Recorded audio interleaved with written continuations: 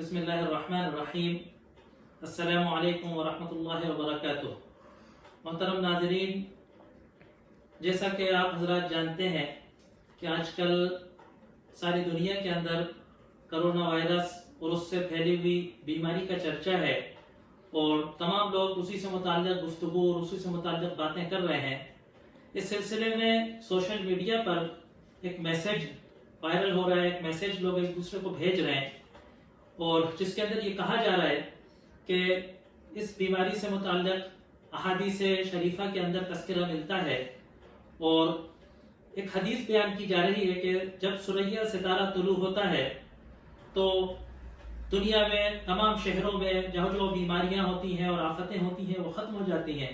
لہٰذا کیونکہ ثریا ستارہ 12 مئی سے 15 مئی کے بیچ نکلے گا، طلوع ہوگا، تو یہ کرونا وائرس کی بیماری، اس سے پھیلی ہوئی جو مہاماری ہے وہ ختم ہو جائے گی، اور اس رمضان کے بیچ کی بیماری دنیا سے چلی جائے گی۔ اس بات کو کہا جا رہا ہے اور احادیث سے اس کو جوڑا جا رہا ہے۔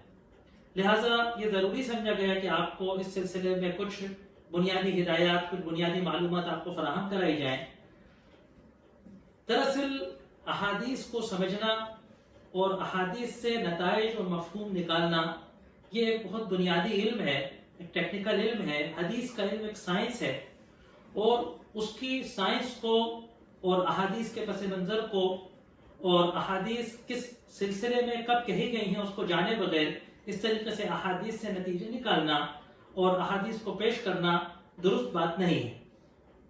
یہ جو حدیث بیان کی گئی ہے، یہ حدیث مسند احمد میں بھی بیان ہے، اور مختلف اسانید سے اس حدیث کو حسن کے درجے تک پہنچنے کا موقع ملا ہے، بلکہ اگر کہا جائے تو صحیح بخاری کے اندر بھی یہ حدیث تعلیق کے اندر موجود ہے۔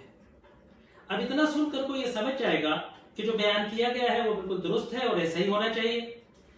حالانکہ اگر آپ دیکھیں تو اس حدیث کا تعلق کرونا وائرس سے یا طاعون و مہاماری سے ذرا سا بھی نہیں ہے۔ یہ حدیث امام بخاری نے اس کا اشارہ کتاب البیوع میں کیا ہے۔ یہ اسلام کے خرید و فروخت کے احکام سے متعلق حدیث ہے، اور جو لفظ استعمال کیا گیا ہے وہ لفظ استعمال کیا ہے آہا، اور جب لفظ آہا کو اگر ہم سرچ کریں گے اور احادیث میں اس لفظ کا کیا استعمال کیا گیا، ویسے تو اس کا لغوی مطلب تو آفت ہے، لیکن جب احادیث کا استعمال دیکھیں گے، امام مسلم نے بیوع کے سلسلے میں، پھلوں کے بیچنے کے سلسلے میں اس لفظ کا ذکر کیا ہے۔ اسلام کا ایک حکم ہے کہ پھلوں کو نہیں بیچنا جائز ہے اس وقت تک کہ جب تک وہ پک نہ جائے، اور وہ اس کنڈیشن میں نہ ہو جائے کہ دھوکہ نہ ہو پائے۔ اب اس لفظ پکنے کے لیے حدیث کے اندر لفظ استعمال کیا ہے بدوء صلاح، یعنی وہ درست ہو جائے۔ صحابہ نے پوچھا کہ بدوء صلاح کیا ہے اللہ کے رسول صلی اللہ علیہ وسلم؟ تو حضرت نبی کریم صلی اللہ علیہ وسلم نے فرمایا، مختلف الفاظ فرمائے، کہیں کہا کہ یبیض وہ سفید ہو جائے، کہیں لفظ آیا یشتد کہ وہ سخت اور کڑا ہو جائے، کہیں لفظ آیا کہ یحمر و یصفر کہ وہ سرخی اور زردی اس کے اندر آ جائے، جس کو ہم کہتے ہیں کہ وہ گدر ہو جائے، عام ہے تو کیری ہو جائے۔ اس طریقے کا جب تک نہ ہو جائے اس وقت تک اس کو اسی میں ایک لفظ آتا ہے وَيَحْمَنَ الْآفَةِ، اتنا پک جائے، گدر ہو جائے، اور آسمانی جو آفت آتی ہے کہ پھول اولے سے جڑ گیا، ہوا سے گر گیا، اس میں کیڑا لگ گیا، اس اسٹیج سے وہ بالاتر ہو جائے۔ تو آہا جو لفظ استعمال کیا گیا ہے وہ پھل میں کیڑا پڑ جانے، سڑ جانے کے لفظ میں آیا ہے۔ اس حدیث کا بیوع سے تعلق یہ ہے کہ بعض صحابہ کے بارے میں آتا ہے کہ وہ اپنے پھلوں کو نہیں بیچا کرتے تھے اس حدیث کی وجہ سے، اس وقت تک کہ جب تک کہ ثریا ستارہ نہ طلوع کر جائے۔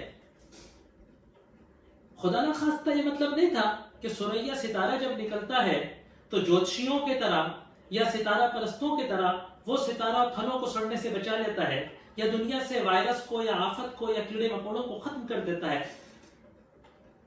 اس کا مطلب یہ تھا کہ ثریا ستارہ موسم بہار میں نکلتا تھا، ربیع میں نکلتا تھا، اور یہ ربیع کا مہینہ حجاز کے اندر 12 مئی سے 25 مئی کے درمیان میں پڑا کرتا تھا۔ ثریا ستارہ تو ہر وقت نکلتا ہے، طلوع ہونے کا مطلب یہ ہے کہ جس وقت سورج نکلنے کا وقت ہو اسی وقت وہ ستارہ بھی اس کے ساتھ میں طلوع کرے۔